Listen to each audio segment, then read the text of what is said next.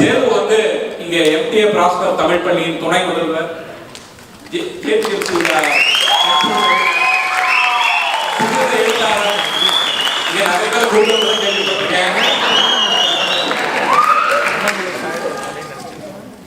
அனைவருக்கும் வணக்கம். நடுவர்களே, சகோதரி பூனா சொன்னாங்க, நிறைய சொன்னாங்கப்பா.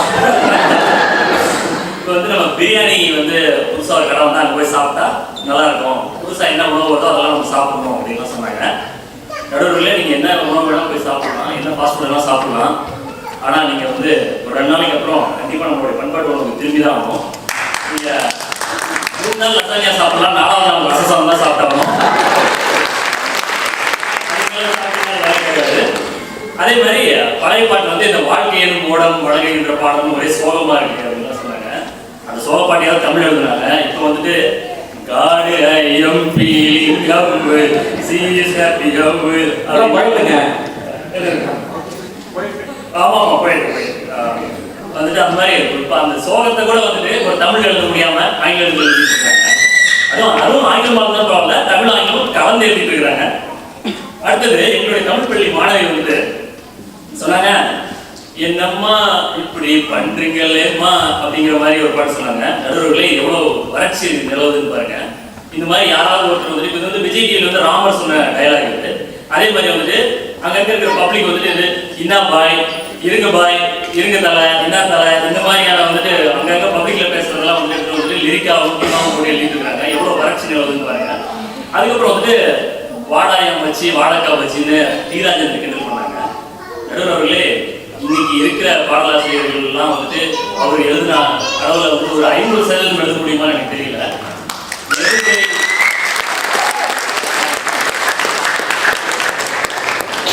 எதுகை மோனை இயல்பு முரண் அந்த மாதிரி எது கூட அடிச்சு நொறுக்குவாரு. இது குழந்தை பாடும் தாளாட்டு, இது இரவு நேர பூபாலம், இது மேற்கில் தோன்றும் உதயம், இது நதியில்லாத ஓடம் அப்படின்ற மாதிரி அவரோட தமிழ் பழமையை பத்தி பார்த்துட்டு இருந்த ஒரு பாடலாசிரியர் சொல்லிட்டு இருந்தாரு. அவர் சங்கத்தமிழ்ல இருக்கிற ஒரு முக்கியமான கருத்தை எப்படி வந்து ஒரு பாடலா கொடுத்துருந்தாருன்னு அது நீங்க அந்த யூடியூப் லிங்க் கிடைச்சுன்னா போய் பாருங்க. அருமையான ஒரு தமிழ் எழுத்தாளர், ஒரு பாடலாசிரியர் தீராஜன். நாம தான் அவரை வந்து கிண்டல் பண்ணிட்டு இருக்கோம். அவர் உண்மையாலுமே அவர் வந்து மிகப்பெரிய ஒரு தமிழ் ஆர்வலர் எழுத்தாளர். அதே பாட்டில் பாத்தீங்கன்னா அவரு அந்த முரண் எந்த அளவுக்கு அவர் முரண் எழுத எதுகை முனை முரண்லாம் எப்படி கொண்டு வராருன்னு பாத்தீங்கன்னா, அதாவது வார்த்தைகளுக்கு நடுவில் அந்த எதுகை முனை கொண்டு வராரு, அந்த கருத்தியெல்லாம் வந்து அந்த முரண் கொண்டு வராரு. நடைமறைந்த கால்கள் தன்னின் தடயத்தை பார்க்கிறேன், வடமிழந்த தேரது ஒன்றை நாள்தோறும் இழுக்கிறேன், சிறகிழந்த பறவை ஒன்றை வானத்தில் பார்க்கிறேன், உறவுறாத பெண்ணை எண்ணி நாளெல்லாம் வாழ்கிறேன் அப்படின்னு அவருடைய அந்த மன வலியை வந்துட்டு எவ்வளவு வந்து ஒரு முரண்பாடா வந்து அவர் சொல்றாரு அப்படின்றது இன்னைக்கு இருக்கிறவங்களால நிஜமா எழுதவே முடியாது. இன்னைக்கு இருக்கிறவங்களோட லிரிக்கை வந்து நம்ம புரிஞ்சுக்க முயற்சி பண்ணீங்கன்னா உங்களுக்கு நிச்சயமா முடியாது. சரி, இப்ப இந்த புது பாடல்கள் வந்து மனதை கவருதா இல்லையா அப்படிங்கிறதா இன்னைக்கு டாபிக். அது வந்து கவர்றதெல்லாம் இருக்கட்டும். இன்னைக்கு வர புது பாடல்கள் பார்த்தீங்கன்னா ஒரு குற்றீசல்கள் மாதிரி நிறைய வருது. கொஞ்ச நாள் நம்ம வாருது, நம்மளுடைய கவனத்தை வந்துட்டு ஈர்க்க முயற்சி பண்ணுது, அதுக்கப்புறம் மறைஞ்சு போயிடுது. மறுபடியும் அடுத்த இன்னொரு பாடல் நம்மளும் அதை தாண்டி போய்கிட்டே இருக்கிறோம். எந்த ஒரு பாடலுமே வந்துட்டு நம்மளுடைய மனசை முழுசா கவர்றதே இல்லை. ஏன் அது கவரல அப்படின்னு வந்துட்டு நம்ம 3 தொகுதியா பிரிச்சு பார்க்கலாம். ஒண்ணு, இன்னைக்கு இருக்கிற புது பாடல்கள் இருக்கக்கூடிய இசை வளம், 2வது அதுல இருக்கக்கூடிய குரல் வளம், 3வது அதுல இருக்கக்கூடிய மொழி வளம். சரி, இந்த இசை வளத்துல என்ன பிரச்சனை அப்படின்னு பார்த்தோம்னா, இன்னைக்கு இருக்கிற புது பாடல்களோட நோக்கமே, உச்சபட்ச நோக்கமே என்னன்னா ஒரு பரபரப்பை கிரியேட் பண்ணும். இன்னைக்கு பாட்டு ரிலீஸ் ஆச்சுன்னா ஒரு சிங்கிள் ரிலீஸ் ஆச்சுன்னா அன்னைக்கு வந்துட்டு அவங்க அந்த பாட்டு கம்போஸ் பண்ணும்போது என்ன டிசைட் பண்ணிடுறாங்கன்னா எந்த 30 செகண்ட்ஸ் வந்துட்டு வைரல் ஆக போகுது அப்படின்றது முதல்ல டிசைட் பண்ணிடுறாங்க. அந்த லிரிக் வீடியோல அதுக்கான ஹூக் ஸ்டெப்பையும் போட்டுறாங்க. ஸோ அவங்களுக்கு வந்து இன்ஸ்டாகிராம்ல நிறைய ரீல்ஸ் வரணும், ஷார்ட்ஸ் வீடியோஸ் ஜென்ரேட் ஆகணும், அவ்வளோதான் அவங்களுடைய நோக்கமே. அந்த பாட்டில் ஒரு நல்ல மொழி இருக்கணுமா, ஒரு கவிதை இருக்கணுமா, இல்லை நல்ல இசை இருக்கணுமா, இதெல்லாம் எதுவுமே தேவை கிடையாது. அவங்களுக்கு தேவை வியூஸ், கவுண்ட்ஸ், இவ்வளோதான். இந்த மாதிரி ஒரு சின்ன நோக்கத்தை வந்துட்டு அவங்க வந்துட்டு நோக்கி போய்கிட்டே இருக்கிறதுனால தான் அதோட தரம் குறைஞ்சிட்டே இருக்குது அப்படிங்கிறது தான் இந்த இசை வளத்தில் இருக்கிற குறைபாடு. இப்போ வந்துட்டு என்னுடைய தோழிகள்லாம் நிறைய பேர் வந்திருக்காங்க, எல்லாருமே நாட்டிய பேரொழிகள். அவங்க வந்து பார்த்தீங்கன்னா ஒரு 6 மாதத்துக்கு முன்னாடி கோல்டன் ஸ்பேரோ நெஞ்சில் யாரோ பாட்டுக்கிறாங்க. அப்புறம் வந்துட்டு இப்போ 1 மாதத்துக்கு முன்னாடி ஆர்கி சந்திரகட்டை, பாத்தா பவரக்கட்டை, இந்த ரிலீஸ் பண்ணாங்க. இந்த வாரம் பார்த்தீங்கன்னா ஜிங்கிச்சா ஜிங்கி ஜிங்கிச்சாங்க. பரவாயில்லைங்க. நீங்க இந்த சமூக வலைதளத்துல போய் பார்த்தீங்கன்னா இந்த மியூசிக் டைரக்டர் பெரியவரா, இந்த மியூசிக் டைரக்டர் பெரியவரான்னா விவாதம் நடக்கும். ரீசெண்டா ஒன்று பார்த்தேன், Abhay is greater than AR. யாருப்பா அபே? எனக்கே தெரியல. நாங்களே இளையராஜா ஏஆர் செட்டில்மெண்ட் இப்பதான் வந்திருக்கோம். Abhay is greater than AR. இப்போ இவங்க எல்லாம் வந்து இந்த பாடலை இன்னும் ஒரு 2 வருஷம் கழிச்சு கேட்பாங்களா இல்லையானே நமக்கு தெரியல. ஏன்னா அவங்க வாழ்நாள் வந்து ரொம்பவே சுருங்கி போச்சு. இப்போ தமிழ் இசை பாடல்களுடைய பலமே என்னன்னு பார்த்தோம்னா அதோட எளிமை.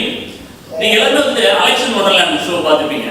அதுல வந்துட்டு அலெக்ஸ் வந்துட்டு ஒரு சின்ன பெர்கஷன் இன்ஸ்ட்ருமெண்ட் வச்சுட்டு அந்த காலத்துல எம்எஸ்வி வந்துட்டு எப்படி அத்தனை விதமான பாடல்கள் பண்ணாரு அப்படின்னு ஒரு குறைந்த 10 நிமிஷத்துல பண்ணி காமிச்சிருப்பாரு. அதை நிறைய பேர் பார்த்துருப்பீங்கன்னு நினைக்கிறேன்.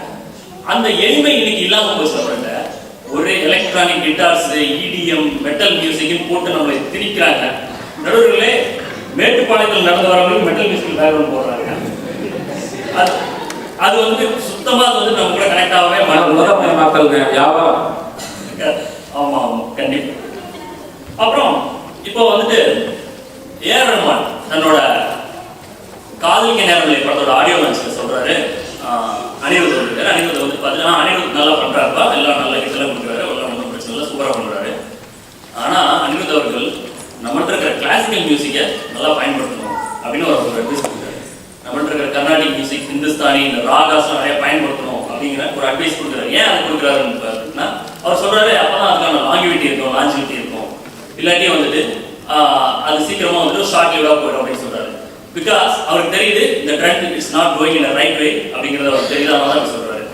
அதே மாதிரி இளையராஜா என்னைக்குமே நம்மகிட்ட சொல்லிட்டு இருந்திருக்காரு, கம்ப்யூட்டரைஸ்ட் மியூசிக் கேட்காதீங்க, அது உங்களுடைய ரசனையவே வந்து குறைச்சிடும் அப்படின்ற மாதிரி சொல்லியிருக்காரு. ஸோ நம்ம வந்து இந்த மேற்கத்திய இசை, இந்த மேற்கத்திய கலாச்சாரத்துக்கு பின்னாடி இந்த கவர்ச்சினால போய் தான் நமக்கு இந்த இசை வளத்துக்கு பின்னாடி நான் நினைக்கிறேன். அடுத்தது குரல் வளம். குரல் வளத்தில் என்ன பிரச்சனைன்னு பார்த்தோம்னா இன்னைக்கு இந்த ஸ்பாட்டிஃபை, யூடியூப் மியூசிக்லாம் வந்துச்சு. அதில் பார்த்தீங்கன்னா இந்த ஆர்டிஸ்ட்னு ஒரு கேட்டகரி இருக்குது. அந்த ஆர்டிஸ்ட் கேட்டகரியில் பார்த்தீங்கன்னா அந்த பாட்டில் யார் வந்து பெர்ஃபார்ம் பண்ணுறாங்களோ அவங்களுக்கு தான் அந்த கிரெடிட் போய் சேருது. ஸோ அதனாலேயே தான் வந்துட்டு இந்த மியூசிக் டைரக்டர்ஸே வந்துட்டு அந்த பாட்டை அவங்களே பாடிடுறாங்க. இதனால என்ன நமக்கு இழப்பு அப்படின்னு கேட்டிங்கன்னா, நம்ம எல்லாருமே தெரியும், ஒரு 20-25 வருஷத்துக்கு முன்னாடி நம்ம we have got like wide range of singers. எவ்வளோ விதமான பாடல்கள் இருப்பாங்க. நம்ம வந்துட்டு ஒரு ஓப்பனிங் சாங் பாடுறதுக்கு ஒரு சிங்கர் இருப்பாங்க, ஒரு சோக பாட்டு பாடுறதுக்கு ஒருத்தங்க இருப்பாங்க, ஒரு காதல் பாடல் பாடுறதுக்கு ஒரு சிங்கர் இருப்பாங்க, ஆண் குரல், பெண் குரல், எவ்வளவு குரல் வளர்ந்தது. இன்னைக்கு அது எல்லாமே இல்லை. இப்போ நான் சொல்றதெல்லாம் வந்து நீங்க மறுத்தீங்கன்னா, எதிர்ப்பு மறுத்தீங்கன்னா, எனக்கு வந்து கடந்த 10 வருஷத்துல வந்த ஒரு 4 நல்ல பாடல்கள் சொல்லுங்க. நீங்க வந்துட்டு சித் ஸ்ரீராமும் சொல்லக்கூடாது, சக்தி ஸ்ரீகோபுரமும் சொல்லக்கூடாது. அவங்களாம் 2012 முன்னாடி வந்தாங்க. எனக்கு 2015க்கு அப்புறம் வந்தவங்கல இருந்து ஒரு 4 சிங்கர்ஸ் நீங்க சொல்லுங்க. கூகுள் ஆமா. ஸோ அப்புறம் அந்த ஏஐ குரல்கள் வச்சுட்டு இந்த மறைந்து போன பாடல்களுடைய குரலை எடுத்து வந்து ஒரு காமெடி பண்ணிட்டு இருக்காங்க. அதுக்குலாம் நம்ம போக வேண்டாம். அதனால மொழி வளத்தில் இவ்வளவு குறைபாடு, குரல் வளத்தில் இவ்வளவு குறைபாடு. அடுத்தது மொழி வளம். பாடல் வரிகளை பற்றி பேசணும்னா வந்து ரொம்ப நேரம் பேசலாம். என்னோட நண்பர்கள்லாம் வந்திருக்காங்க. எல்லா அமர்வுகள்லையும் நான் எங்களுக்கு அவங்கள்ட்ட வந்து நான் நிறைய நாள் நான் குழம்பிருக்கிறேன். வந்து நீ போகிற பாடல்கள் வந்து ஒரு நல்ல தமிழ் இல்லை அப்படின்னு சொல்லிட்டு நம்மளாம் வந்து ஒரு பாடல் வரிகளில் தான் நல்ல தமிழை கேட்டு வளர்ந்தோம். யாரும் சொன்னாங்க இந்த மாதிரி பாடலில் தான் போய் தமிழை தேடுவீங்களா அப்படின்ட்டு. நிச்சயமா. ஏன்னா இன்னைக்கு வந்து நம்ம பசங்கள்ட்ட வந்து ஒரு விஷயத்தை பற்றி ஒரு வர்ணிச்சு இல்லை வாழ்த்தி ஒரு 4 வார்த்தை பேச சொன்னோம்னு வச்சுக்கோங்களேன், அவங்களுக்கு வந்துட்டு ஒரு கலைச்சொற்களே இல்லை.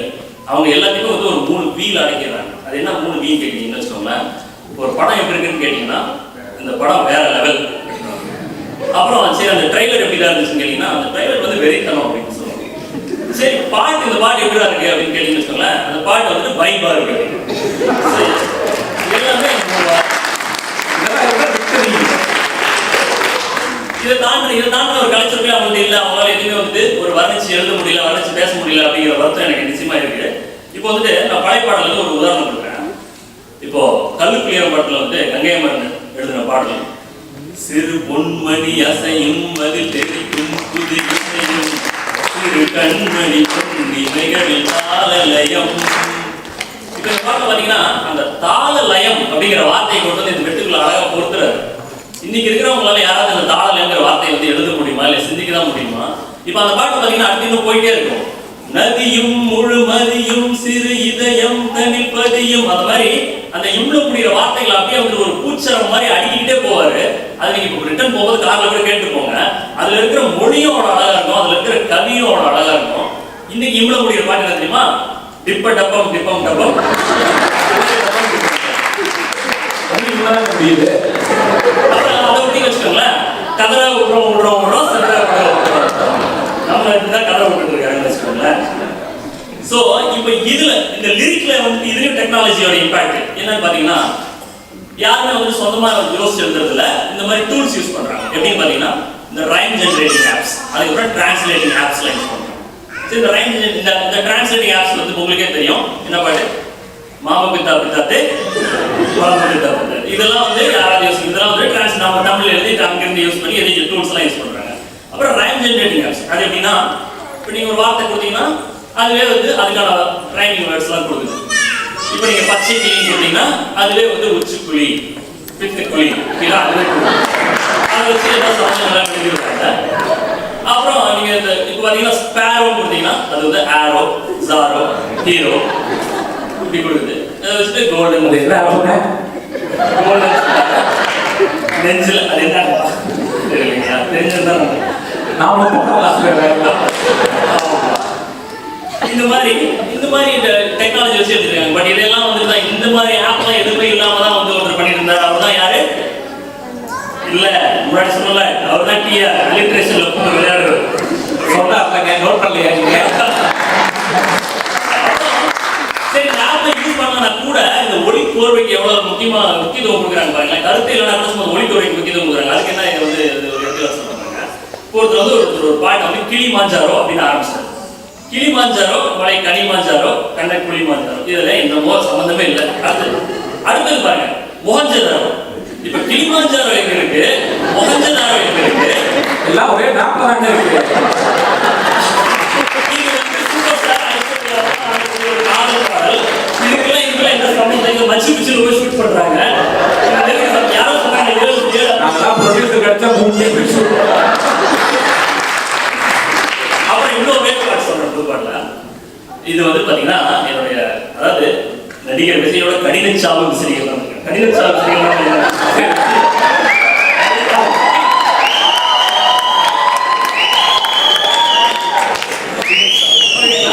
அவர் வந்து அவர் பாட்டு ஒரு பாட்டு எங்க அப்பா சொல்றாரு. எங்க அப்பா கூட அந்த பாட்டு பிடிக்கும். ஜிங்கிடு பாடி ஜிங்கிடு அந்த பாட்டுல பாத்தீங்கன்னா ஒரு வரி, இது என்ன உடம்பா வெட்டைக்கோழி குழம்பா அப்படின்னு ஒரு வரி. அப்பாவோட ஃபேவரட்டா? சூரியா நடுவர்கள் நான் புரியாம தான் பாக்குறேன். அப்படி தெரியல எனக்கு. இப்போ வெட்டைக்கோழி குழம்பு எங்க இருக்கு, உடம்பு எங்க இருக்கு? அந்த உடம்பு குழம்புன்ற வரணுன்றதுக்காகவே அந்த வெட்டைக்கோழி குழம்பு சாப்பிட்டா உடம்பு கொஞ்சம் மருத்துவம் என்ன வேணா சொல்லிக்கலாம். ஸோ இந்த மாதிரி இப்படிலாம் வந்துட்டு இந்த மொழி வளத்தில் எவ்வளோ குறைபாடு இருக்கு. ஸோ இதெல்லாம் பேசும்போது இந்த பாடல்கள் பற்றி பேசும்போது நான் பிஜிஎம் பற்றி ஒரே ஒரு வரி சொல்லிடுறேன். இப்போ நம்ம வந்து பார்த்து நிறைய படங்கள் பார்த்துருக்கோம். அபூர்வ சகோதரர்கள் ஆகட்டும், உன்னகை மன்னன் ஆகட்டும், மௌனராகம் ஆகட்டும். இந்த படத்தெல்லாம் நீங்கள் மியூட்டில் போட்டால் கூட உங்களுக்கு வந்துட்டு அந்த பேக்ரவுண்ட் மியூசிக் கேட்கணும் சொல்லி இன்னைக்கு கூட நான் சொல்கிறேன். அந்த மாதிரி வந்து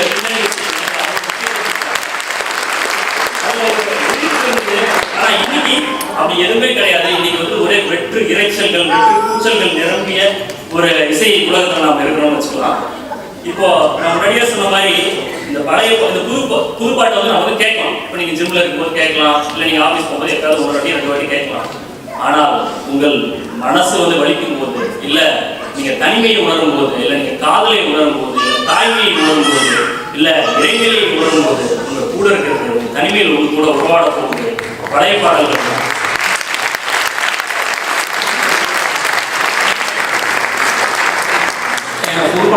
பேசட்டும். கடைசி ஒரே பாயிண்ட், நீங்க வந்து இந்த அடிஷனல் பேப்பர் கேட்பாரு. புத்தம்புது காலைகளிலும் பொன்மாலை பொழுதுகளிலும் பணிவிடும் இரவுகளிலும் வெட்டிவேறு வாசமாகவும் மலையோரம் வீசும் காற்றாகவும் செந்தாடம் பூவில் வந்தாடும் தென்றலாகவும் உங்களுடன் காலை இயந்திரத்தில் உங்களை கூட்டிச் செல்லும் போது பழைய பாடல்களை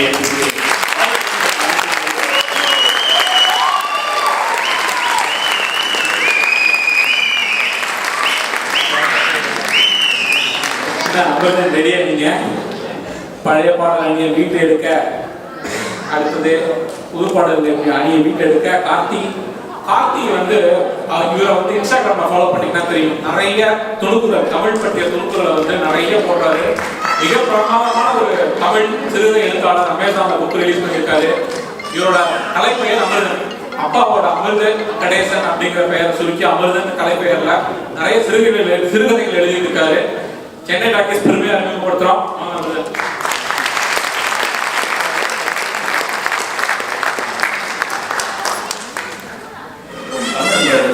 தமிழ் அமிர்தனின் இனிய சித்திரை திருநாள் நல்வாழ்த்துக்கள், வணக்கங்கள். நடுவர் அவர்களே, தலைப்பு ரொம்ப சுலபமானதுதான். கவர்ச்சியுடையது புதிய பாடல்களா பழைய பாடல்களா? என்னதுங்க கவர்ச்சியுடையது? கவர்ச்சி சொல்லவே அப்படி என்ன ஒரு அழகு. நான் எதிரணி புரியுற மாதிரி சொல்லட்டுமா? டெல்லிக்கு ராஜா நாளும் பாட்டி சொல்ல தட்டாதே, குமரிக்கு அழகுண்டு கிழவிக்கு அறிவுண்டு அழகுல அறிவணி மறக்காதே. நாங்கெல்லாம் குமரிதான் அழகுன்னு சொல்றோம், கிழவிய மறக்கல. ஆனா நீங்க 5 பேர் சேர்ந்துட்டு கிழவிதான் அழகுன்னு ஒத்துக்க சொல்லி வன்மனை ஈடுபடுறீங்க. என்னங்க இந்த ஹரி தம்பி அவங்க நீங்க எங்க பாட்டியோ உபயோகப்படுத்துறீங்க, பழைய பாட்டியை யூஸ் பண்றீங்க அப்படிங்கிறாரு. ஏங்க கல்யாணம் ஆன முதல் வருஷம் ஆனிவர்சரி கொண்டாடணும், அதுக்கப்புறம் வருஷம் கொண்டாடிட்டு தான் இருக்கும். அதெல்லாம் சந்தோஷமா கொண்டாடுறதா? உங்க கஷ்டம் இது பண்றதுக்கு நம்ம சீன வேற. நீங்கள் மதுவை அதிகமாக பிரயோகப்படுத்துகிறீர்கள். அந்த காலத்துல மதுவுக்கெல்லாம் பாட்டே கிடையாது. ஏங்க ஒரு கிண்ணத்தை எந்துகிறேன் பாடினது யாரு? நீங்களே சொல்லிடுங்க. சொர்க்கம் மதுவிலே. எனக்கு ஒண்ணு புரியுதுங்க, அவரு மதுவை எதையோ சந்திச்சிருக்காரு, சந்திச்சுட்டு வீட்டுக்கு போயிருக்காரு. அமாவாசை அதுமா அந்த அம்மா வீட்டுக்கு வெளியிலேயே உட்கார்ந்து வச்சிருச்சு. இது வெளியே திட்டத்தை பார்த்துட்டு வருத்தப்பட்டதெல்லாம் இங்க வந்து மேடையில் வச்சு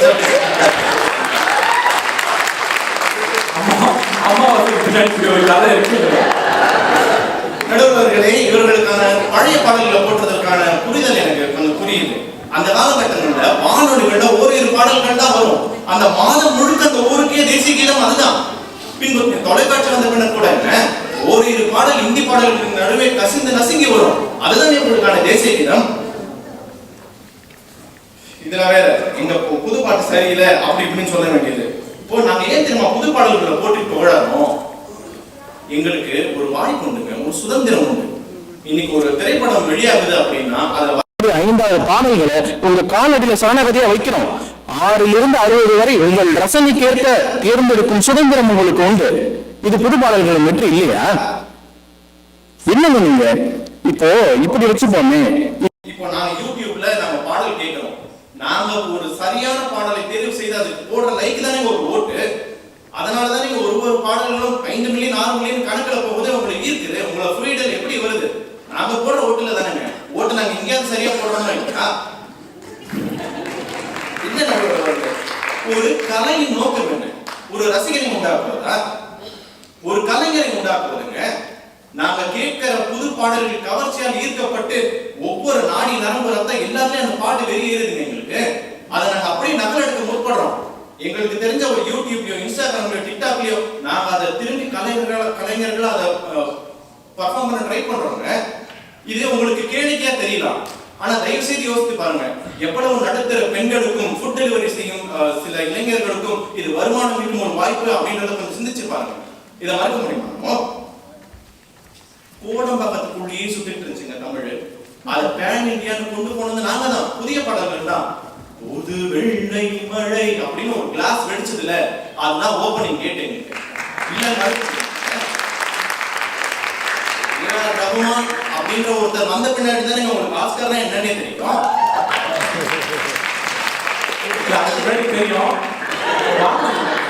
வாங்கினது இல்லை, என்ட்ரி டிக்கெட் கொடுத்தது நாங்க தானே. ஆனா தமிழ் படத்துக்கு வாங்கலன்னு ஒரு பரவாயில்ல ஒரு பேச்சு. இசை ஒண்ணுதானே, இசைக்கு எதுக்கு மொழி அப்படி வரணும். தலைப்பு தமிழ் திரைப்படம் மாற்றிடலாமா? நடுவர் அவர்களே, மொழியின் எல்லையை விடுங்க. நான் கோவிட் என்ற ஒரு உயிர்கொல்லி வந்ததுங்க. எல்லாருமே முடங்கி போய் நீங்க வீட்டுக்குள்ளேயே உட்கார்ந்துட்டு பழைய பாட்டு கேட்டுட்டு இருந்தீங்க. கலையை வளர்க்கும் நோக்கத்தோடு மாஸ்டர்னு ஒரு திரைப்படம் வெளியில வந்ததுங்க.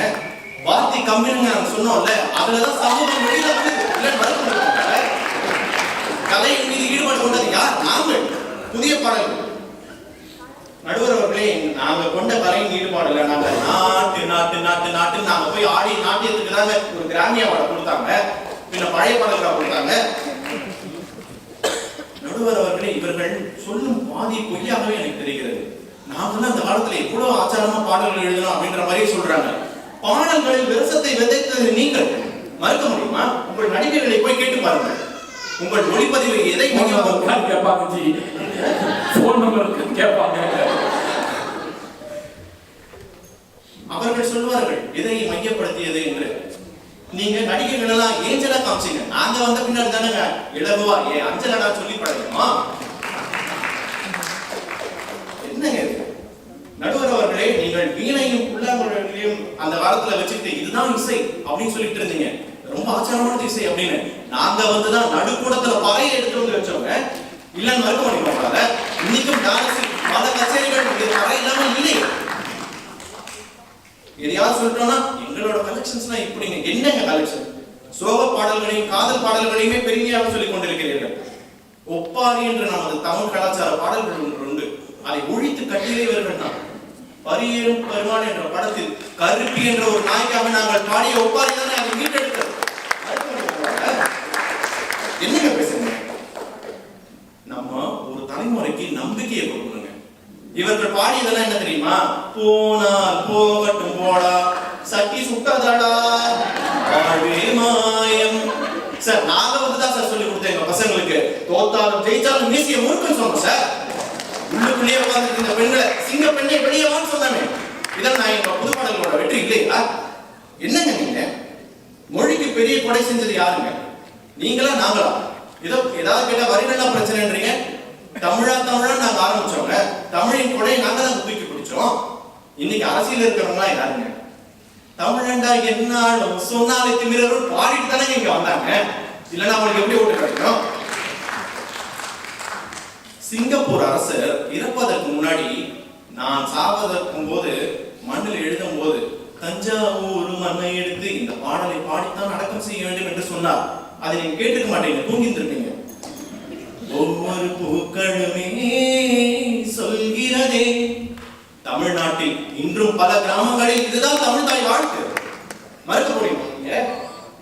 மறுக்கிறீங்களாப்பா? எதையாவது சொல்லிட்டோம்னா வரி பிரச்சனை, வரிகள் புரியலையே. இங்க ஒரு பாடலின் நோக்கம் வரியை கடத்துவதா வலியை கடத்துவதா? இந்த தலைமுறை இரண்டுமே செய்கிறோம். உங்களுக்கு தெரியவில்லையா? என் தாய் எனக்காக முதலில் பாடிய பாடல் தாராட்டு பாடல் தான். பாடினாங்க, ரொம்ப கேளிக்கையா இருக்கும். ஆனா அந்த உணர்ச்சியில நம்மளால தூங்கினோமா இல்லையா? அப்ப வரிகள் முக்கியமா உங்களுக்கு? அப்படியே வச்சுக்கிட்டாங்க. நாங்க தானே சொன்னோம், தலை போதும் இளங்காத்து செய்தி கொண்டு வரோம்னு சொன்னாங்க. என்னோடு வா வீடு வரைக்கும், என் வீட்டை பார் என்னை பிடிக்கும், காதல கூட கண்ணியமா சொன்னமே. அப்ப நீங்க எங்க போயிருந்தீங்க? ஏதாவது சொன்னா எங்களுக்கு மிச்சத்தெல்லாம் விட்டுறாங்க. நாங்க காட்டுக்குள்ள நடமாடி நாட்டுக்குள்ள முடிசுடி வீட்டுக்குள்ள வந்த எங்க வேலையான திருமுருகாற்று படையை எடுத்து படிச்சோமே. அதெல்லாம் உங்களுக்கு தெரிஞ்சிருக்காருங்க. திருமுருகாற்று படை நீங்க படிச்சிருக்க மாட்டீங்க. போக புக்கு ஒன்று கொடுத்துருங்க. நான் இப்படி சொல்லட்டுமா? நாங்க இன்னைக்கும் தமிழில் அழகாக எழுதுகோலை பிடிப்பதனால்தான் நீங்க டெல்லியில செங்கோலை பிடிச்சீங்க. புரிஞ்சவங்க புரிஞ்சுக்கணும். அரசியல் அவர்களே ஏதாவது சொன்னோம்னா சத்தமா இருக்குன்னு சொல்றாங்க. ரொம்ப வருத்தமா இருக்கு நடுவர்களே. பண்ணையபுரத்தில் இருந்து கோடம்பாக்கம் வருவதற்கே உங்களுக்கு இவ்வளவு இறைச்சியல் தேவைப்பட்டால் நாங்கள் கோடம்பாக்கத்தில் இருந்து கேன்ஸ் வரை எடுத்து போகிறோம். எங்களுக்கு எவ்வளவு இறைச்சியல் தேவைப்படும்? கீழப்படாது ஆண் நினைக்கக்கூடாதுன்னா வண்டி இங்கே தான் நிற்கும். என்னங்க நான் இப்படி சொல்லி உரையை நிறைவு செய்கிறேன் நடுவர்களே. பஞ்சத்திற்கும் விரதத்திற்கும் பெரும் வேறுபாடு உண்டு. நீங்கள் தமிழிசை பஞ்சத்தில் இருப்பதாக நம்ப சொல்லுகிறீர்கள். இல்லை, நீங்கள் வீம்புக்கென்று இருக்கும் விரதத்தை கலைத்துக் கொண்டு புதிய தமிழிசையை பருகி பாருங்கள். அது உங்களுக்கு விருது வைக்க காத்திருக்கிறதே என்பதை கூறி வாய்ப்பளித்தமைக்கு நன்றி கூறுகிறேன். உங்களுக்கு முன்னாடியே ஒரு இன்ட்ரக்ஷன் கொடுத்தாங்க. போனா கொங்கு தமிழ் எங்க ஊருக்காரங்க வந்து கலக்கண்ண வாங்க. இவங்க பார்த்தீங்கன்னா, அதாவது நார்மலா வந்து எல்லாத்தையும் பன்முக திறமையாளர்னு சொல்றோம்ல, இவங்க வந்து ஆர்ஜே, யூடியூபர், சாஃப்ட்வேர் இன்ஜினியரிங்ல ஒர்க் பண்றாங்க. எப்படி டைம் இருக்குன்னு தெரியல. வீட்டுல சமையல் அவர் தானே? தமிழர்களை உறவாடி இணைக்கும் தமிழ் அன்னைக்கு என் முதல் வணக்கம். சென்னை டாக்கீஸ் அவங்க கையில பல பேரோட காட்சிட்டு இருக்கீங்க. பாத்தீங்களே எங்க ப்ரொமோ வீடியோலாம் உடம்பு பக்கமே கையில இருந்தாலும் பரவாயில்ல, நாங்க உள்ளூர்காரங்களதான் வந்து பிரபலமாக்குவோம் எங்களை வச்சு ஷோ பண்ணியிருக்காங்க. அவர்களுக்கு ஒரு வணக்கம். எந்த பக்கம் இருந்து வந்த போட்டாலும் சூப்பரா தூக்கி அடிக்கிறவன் நடுவர் பரணிதரன் அவர்களே. அதாவது புது பாட்டுக்கு சப்போர்ட் பண்ணி பேசினா யூத்து ஒத்துப்பாங்க நம்பி வந்து உட்காந்துருக்கிற எதிரணியரே. என்னாலும் நாங்க உண்மைக்குதான் பேசுவோம் அப்படின்னு வந்திருக்கிற எதிரணியரே. வீட்டுல உள்ளங்கையில இருக்கிற செல்போன்லயே உலகத்துல இருக்கிற அத்தனை என்டர்டெயின்மெண்ட் சேனலும் வந்தாலும் பரவாயில்ல.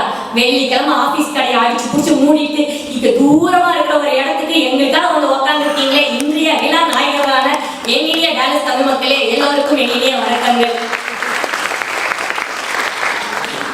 என் வாழ்க்கையில ஒரு சந்தோஷப்பட்டதே இல்லைங்க. நான் என் இன்ஸ்டாகிராம் அக்கௌண்ட் ஓபன் பண்ணதுல இருந்து இன்னைக்குதான் என்னோட மிகப்பெரிய ரசிகையை சந்திச்சிருக்கேன். நானே என்ற 1000 போஸ்ட் போய் அட்மின் ஹேக் பண்ணிட்டாங்க நீங்க சொல்லிருந்தீங்க. எடிட்டிங் கண்டென்ட் எல்லாம் நான் போட்ட 1000 போஸ்டையும் போய் வெளியே படிச்சு நமக்காக நோட்ஸ் எடுத்து வந்திருக்காங்க. என்னுடைய மிகப்பெரிய ரசிகை இன்றும் மட்டுமே அந்த 1000 போஸ்ட்ல 800 போஸ்ட் கஷ்டப்பட்டு தமிழ்ல கண்டென்ட் ப்ரிப்பேர் பண்ணி பேசினேன். அதையெல்லாம் கேட்கல அக்கா. அவங்களுக்கு பிடிச்ச புது பாட்டுல 4 டான்ஸ் ஆடுறத மட்டும் பார்த்துட்டு வந்துட்டாங்க. It's okay. ஒரு வீடியோ பார்த்துட்டு வாங்க நீங்க. எல்லாம் நம்மளுக்கு விளம்பரம் புரியுங்க. சரி, அந்த அஸ்விதா பொண்ணு பேசுது புது பாடலை பத்தி ஒத்துக்கிறேன். மித்த 4 பேரும் 90s வரைக்கும் கோமால இருந்த மாதிரியா பேசுறாங்க.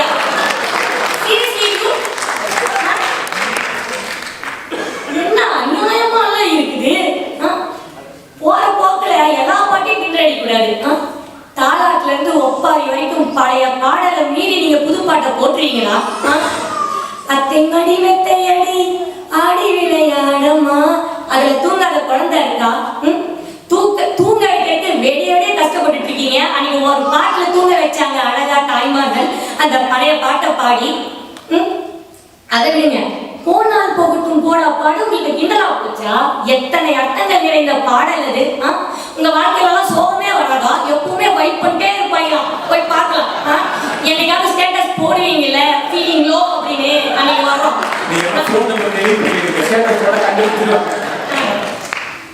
கடற்கரா சுத்ராயரிலே ப்ரொடியூசர் காசுல 7 உலக அதிசயம் என்ன? நீங்க 8வது ஒன்ன செட்டு போட்டு கூட எடுப்பீங்க. எக்கச்சக்க அவார்டு வாங்கிச்சா புது பாடல்.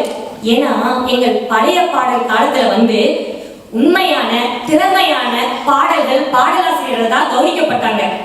ஒரு அவார்டு ஃபங்க்ஷன் நடத்தி அதுல வரவங்களுக்கெல்லாம் அவார்டு கொடுக்குற பழக்கம் அப்ப இல்ல.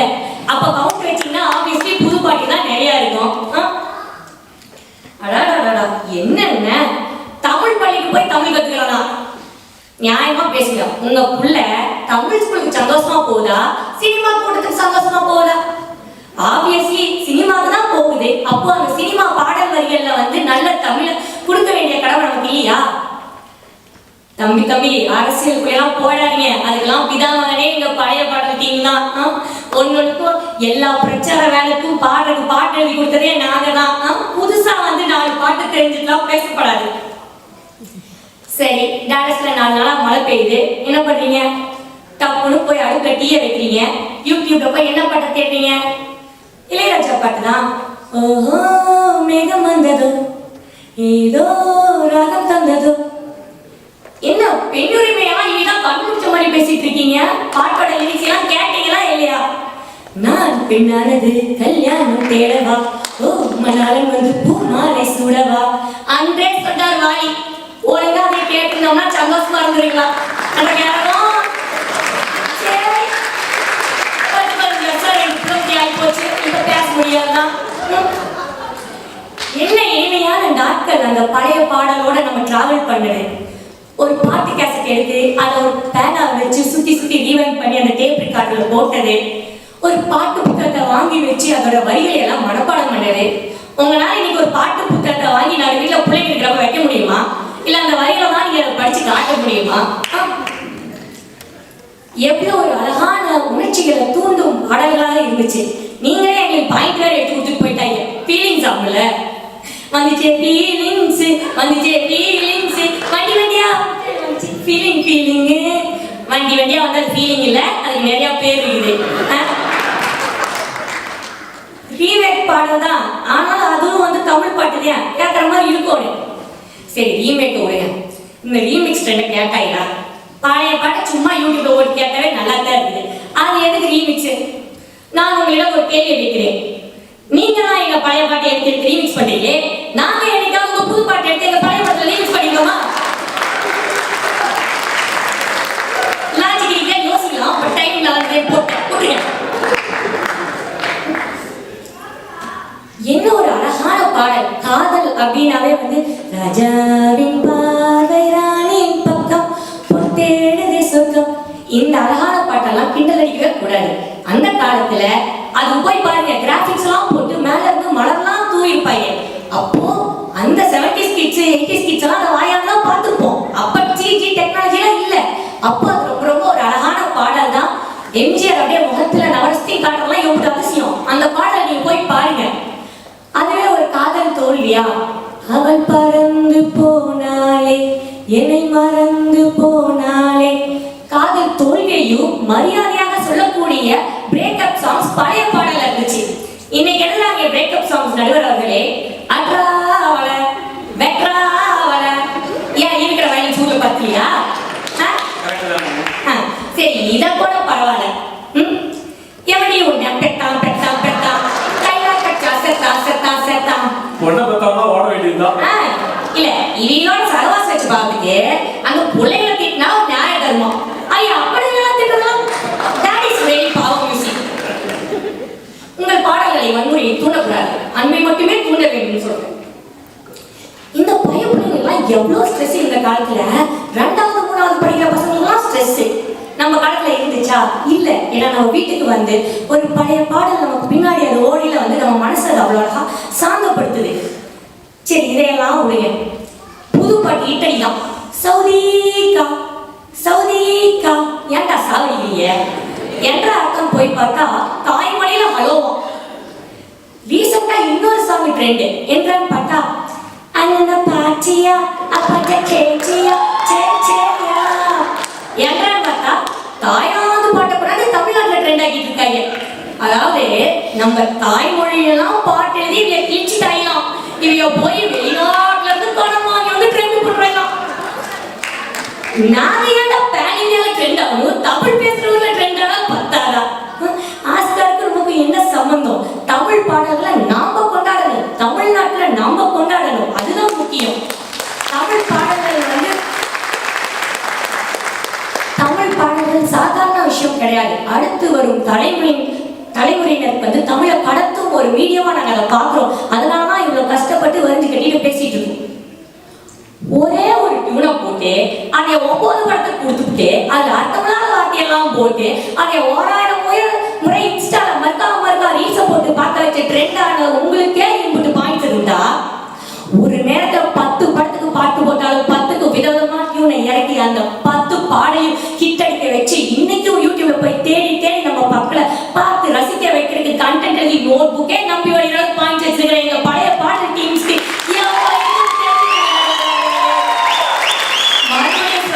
என்னைக்குமே மக்கள் மனதை கவர்ந்தது பழைய பாடல்களே சிறப்பான ஒரு தீர்ப்பை தருவீர்கள் என்று வேண்டி விடைபெறுகிறேன் நன்றி வணக்கம்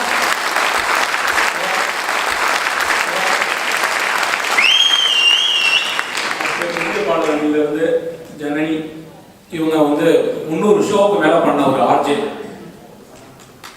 டிசைனர் பற்றி தீவிர புத்தக வாசிப்பாளர் பேரன்புக்கும் பெருமதிப்புக்கும் உரிய தமிழ் சொந்தங்களே நடுவர் அவர்களே முதல்ல என் ஃப்ரெண்டை கவனிச்சுட்டு வந்துடுறேன் என் தோழி இருக்காங்க இல்லையா திவ்யா திவ்யா திவ்யா திவ்யா அவங்க ஸ்கூல் நோட் புக்ல லிரிக்ஸ் எல்லாம் எழுதி வச்சிருக்காங்க அப்படின்னு அவங்களும் விட்டுட்டாங்க நான் சொல்லணும் இல்லை என்ன பாட்டு எழுதிருந்தாங்க தெரியுமா சொல்லிடாவா யாரு பேர் எழுதல அழகிய அசுரா அத்துமீற ஆசை இல்லையா அப்படின்னு எழுதி அம்மா வெளுத்து வாங்கிட்டாங்க அப்படின்னு அடிக்கடி சொல்லுவாங்க இது பழைய பாட்டா புது பாட்டா புரியாத வயசு. நீங்களே எவ்வளவு பூமரா காமிச்சுக்கிறீங்க. நாங்க தான் யூட்டா இருக்கோம்ல, எங்களுமே வாங்கினேன்.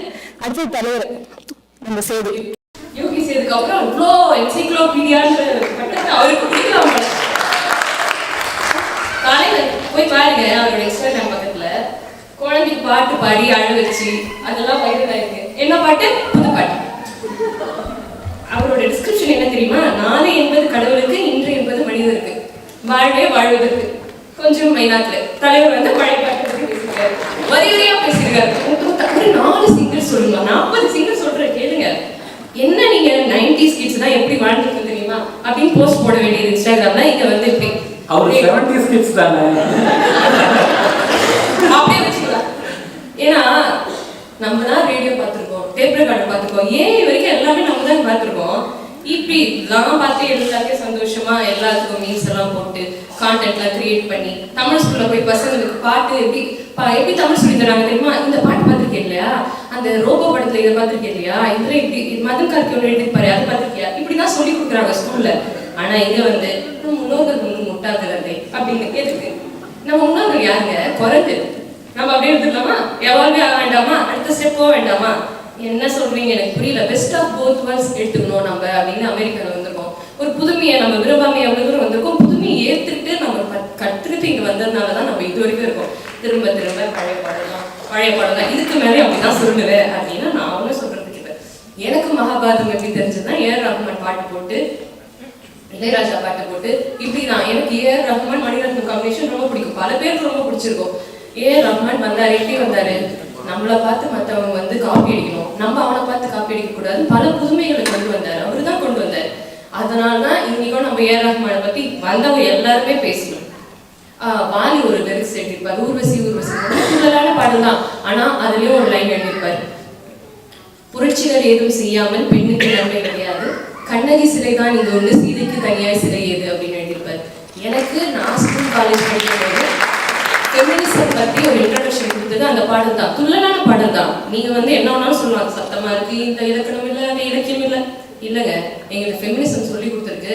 அதை வச்சு பல பாடல்கள் வந்து அர்த்தம் என்ன அப்படின்னு தேடி பார்க்க, தமிழ் கத்துக்க எனக்கு முக்கியமா நான் வந்து உங்க மாதிரி போயெல்லாம் சொல்ல மாட்டேன். எனக்கு ரொம்ப இன்ட்ரெஸ்ட் கிரியேட் பண்ணது பாடல்கள் தான். அதுக்கப்புறம் தாமரை அப்படின்னு ஒரு, நீங்க வந்து அர்ஜுன் தாஸ் சொல்லுவார் இல்லையா, உனக்கு ஏஆர் ரஹ்மான் பிடிக்குமா இளையராஜா பிடிக்குமா? எனக்கு ஹாரிஸ் ஜெயராஜ் தான் பிடிக்கும் அப்படின்னு நான் சொல்லுவேன். அந்த மாதிரி ஹாரிஸ் ஜெயராஜ் வந்து ஒரு சவுண்ட் இன்ஜினியரிங் ஒரு விஷயம் இருக்கு. அக்வஸ்டிக்ஸ் சேர்ல முதல் கொண்டு உங்களோட டஸ்ட்பின் வந்து அங்க இருக்கிற ஒரு குப்பை தொட்டி எம்டியா இருந்தா அது ஒரு சவுண்ட் கிரியேட் பண்ணுன்ற அளவுக்கு மெனக்கெடுதல் எங்க ஜெனரேஷன்ல புதிய பாடல்கள் தான் இருந்திருக்கு. பெண்களை இருந்து பார்த்திடா உன் இனியம் கண்ணியம் பிடிக்குதே, கண்களை நேராய் பார்த்துதான் நீ பேசும் தோரணை பிடிக்குதே, தூரத்திலே நீ வந்தால் மிக பிடித்த பாடல் ஒன்றை. இந்த லைன்ல தான் நான் சும்மா பேசினேன். ஆனா இங்க இருக்க எல்லா பெண்களும் இந்த பாட்டு மாதிரி மனசுல ஓடிட்டு இருக்கோம். ஏன்னா தாமரை அப்படின்னு ஒரு லிரிசிஸ்ட் வந்தாங்க. அவங்களுக்கு முன்னாடி எத்தனை பெண் கவிஞர்கள் இருந்தாங்க எனக்கு தெரியல, வேணா நீங்க அவையார் சொல்லுவீங்கன்னு நினைக்கிறேன். தாமரை வந்து எவ்வளவு அழகா ரிலேட் பண்ண முடியும் நம்மளால அப்படிங்கிறது வந்து, தாமரை வந்து முதல்ல பெண் லிரிசிஸ்ட்ன்றது அவங்க தான் நான் நினைக்கிறேன். அவங்க எழுத ஆரம்பிச்சதுக்கு அப்புறம் தான் ஆமால அப்படின்னு இருக்கும். இவங்க பாட்டுலாம் கேட்கும்போது நல்லா இருக்கு, நல்லா தான் இருக்கு அப்படிதான் இருந்துச்சு, தவிர ரிலேட் பண்ணவே முடியல என்னாலதான். தாமரை வந்து தமிழ் வரிகள் மட்டும்தான் எழுதுவேன், ஆங்கில வரிகள் நான் எழுதவே மாட்டேன். ஒரு வார்த்தை கூட யூஸ் பண்ணிருக்காங்க, கேட்குவாங்க இப்பயே அவங்க போனுக்கு இல்லை. ஸோ நாங்க என்ன சொல்ல வரோம்னா, எப்பவுமே புதுசா வருது அப்படின்னா பழக்க தோஷத்தை பிடிச்சதெல்லாம் நல்லதுன்னு கிடையாது. நமக்கு ரொம்ப நாளா சில விஷயங்கள் பிடிக்கும், அதனால அதுதான் சூப்பர் அப்படின்னு நம்ம சொல்லிடுவோம். ஆனா அப்படி கிடையாது. புதுமையில தான் நிறைய விஷயங்களை நம்ம கத்துக்க முடியும், கத்துக் கொடுக்கவும் முடியும் அப்படின்னு நான் சொல்றேன். எங்க ஜெனரேஷன்ல தான், அதாவது புது பாடல்கள் புது வரிகள் எழுதுனதுல நான் முத்துக்குமாரை வந்து நம்ம மறந்துட்டு பேசவே முடியாது.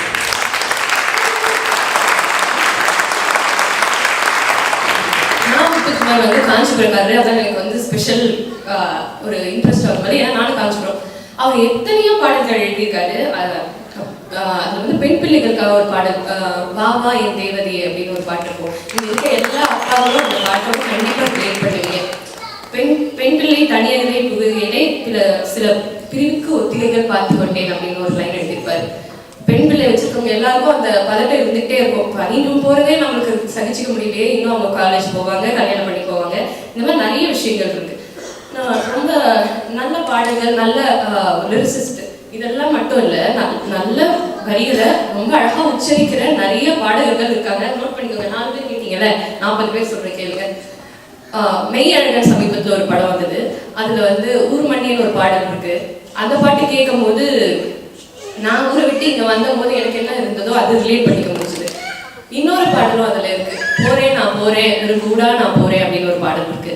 இந்த பாட்டெல்லாம் கேட்டு முடிச்சுட்டு வீட்டுக்கு போய் ஃபர்ஸ்ட் யார் லிரிசிஸ்ட், இது ஒரு பெண் தான் எழுதிக்க முடியும்னு நினைச்சேன். அம்மாதேவின்றவங்க தான் அதை எழுதியிருந்தாங்க.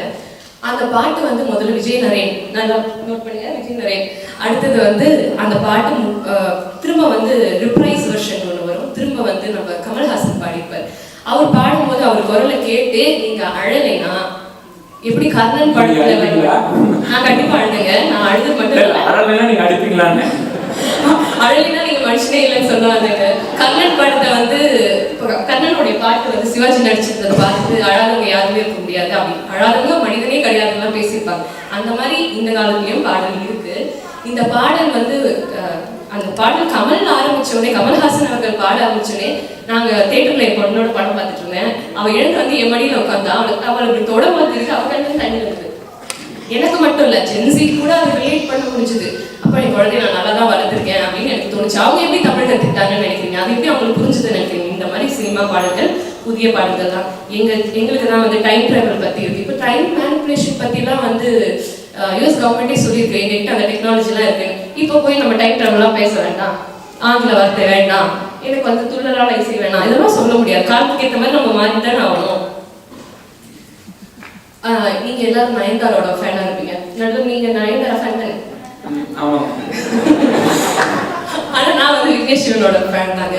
அவரோட லிரிக்ஸ் நான் ரொம்ப ரொம்ப பெரிய ஃபேன். அவர் மாதிரி லிரிக்ஸ் எழுத கத்துக்கிட்டீங்கன்னா வாழ்க்கையில உழைச்சிக்கலாம். நீங்க கடலை போல உன் கால் தொட்டு உரசி, கடலுள்ள போறவன் நான் இல்லடி, கடமண்ண போல உன் காலோடு ஒட்டி கரத்தாண்டு வரவன் நான் இருப்பேன் அடி அப்படின்னு அவர் எழுதியிருந்தாரு. இது ஒரு மேடையில் அவரே பாடி காமிச்சாரு. நம்ம அது வரைக்கும் வந்து அந்த பாட்டை வந்து என் ஃப்ரெண்ட் ஒருத்தங்க இங்கே இருக்காங்க. கோவிட் டைம்ல அவங்க அப்பா இறந்துட்டாரு. அவங்களுக்கால ஊருக்கு போக முடியலன்னு போது இந்த பாட்டோட லிரிக்ஸை அவங்களுக்கு அனுப்பிச்சி விட்டேன். அந்த பாட்டை அது வந்து அந்த நிமிஷம் அவங்க ஆறுதலா இருந்தது அப்படின்னு சொன்னாங்க. கோவிட் டைம்ல ஊருக்கு போக முடியல, அந்த பொண்ணு வந்து காதல் திருமணம் வேற பண்ணியிருந்தாங்க. அவங்களுக்கு அந்த பாட்டு, ஒரு பாட்டு புதிய பாட்டு தான், அது அவங்களுக்கு ஒரு ஆறுதலை கொடுக்க முடியல. அது வேற என்ன விஷயம் வேணும் உங்களுக்கு? ஆனா இதே பாட்டை விக்னேஷன் மேடையில பாடும்போது நம்மளுக்கு நம்மளோட லைஃப்பை விட செலிபிரிட்டியோட லைஃப் தான் நல்லா தெரியும். அவங்களோட பாஸ்ட்டுக்கு அவர் எழுதியிருக்காருன்னு நினைக்கும் போது ஆஹா, நம்ம ஏன் நான் கூப்பிடலன்னு சொன்ன மாதிரி அவர் எனக்கு ஒரு காவியமா தெரிஞ்சாங்க. இந்த காலத்துலயும் நல்ல லிரிக்ஸ் இருக்கு, நல்ல பாட்டு இருக்கு. நீங்க தேடி பார்க்கல, தேடவே வேணாம், அது அங்கங்க கொட்டி கிடக்கு. ஒரு நாள் கோயிலுக்கு இருந்தேன், இந்த மாதிரி தான் நடுவில் இருக்கு. போனா திருப்புகழ் பாடிட்டு இருந்தாங்க. எனக்கும் பாட்டு தெரியுது.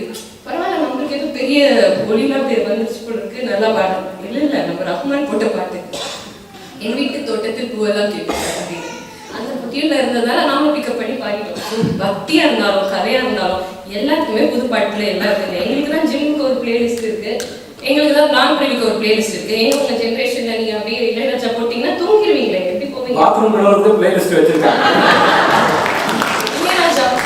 இளையராஜா வந்து எதுவும் காப்பி அடிச்சு போட்டதே இல்லை. அவரே மேடையில் நான் கமலோட உட்காந்து பேசுறாரு. அபூர்வ சகோதரர்கள்லாம் பாட்டு போட்டிருக்கேன், புது மாப்பிள்ளைக்கு அந்த பாட்டு இருக்கிறேன். அது நான் எம்ஜிஆர் பாட்டு மாதிரி வேணும்னு கேட்டாரு. எம்ஜிஆர் பாட்டு அதே தான் நான் போட்டிருக்கேன், நான் அவரே ஒத்துக்கிட்டாரு. எல்லாமே ஒரு இன்ஸ்பிரேஷன் தான் வருது. திருக்குறள்ல இருந்து எடுத்துக்கலையா, 2 வரி ஷார்ட் அண்ட் ஸ்வீட்டா எழுதணும். சரி, இவ்வளவு சொல்றீங்கல்ல, பாரதியார் வேண்டாமா உங்களுக்கு? பாரதியார் மாதிரி புதுமையை யாரும் கொண்டு வந்தா? அப்ப புதுமையே வேண்டான்றீங்களா? இல்லைங்க, புதுமையிலே நிறைய நல்ல விஷயங்கள் இருக்கு. நீங்க பொசசிவ்னஸ் பத்திலாம் உங்களுக்கு பாட்டு தெரியுமா? உங்களுக்கு கேள்விப்பட்டிருக்கீங்களா? ஜெனரேஷன் ஏதாவது சொல்லுங்களா பார்ப்போம். என்னுடைய நிழலையும் இன்னொருத்தி தொடுவது பிழை என்று கருதிவிட்டால், ஒரு ஜீன்ஸ் அணிந்த சின்ன கிளி ஹலோ சொல்லி கை கொடுக்க தங்க முகம் கருகிவிட்டார். இந்த பாட்டு கேட்டவுடனே எனக்கு சமீபத்துல ஜெனிலியாவும் அவங்க ஹஸ்பண்ட் ரித்தீஷோ போய் பிரீத்தி சிந்தாட்ட கை கொடுத்து பேசுவாங்க. இவங்க தூரத்துல இருந்து முறைப்பாங்க.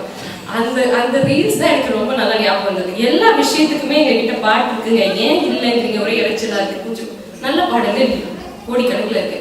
உங்க ஜென்ரேஷன் வந்து எப்பவுமே ஒரு பெண் எப்படி இருக்கணும், அது எப்படி இருக்கணும், இது எப்படி இருக்கணும், பெண் எப்படி இருக்கப்படணும், எப்படி நடக்கணும், அவளுக்கு எந்த மாதிரி ஆண் பிடிக்கும், எல்லாத்தையுமே நீங்களே சொல்லிடுவீங்களா?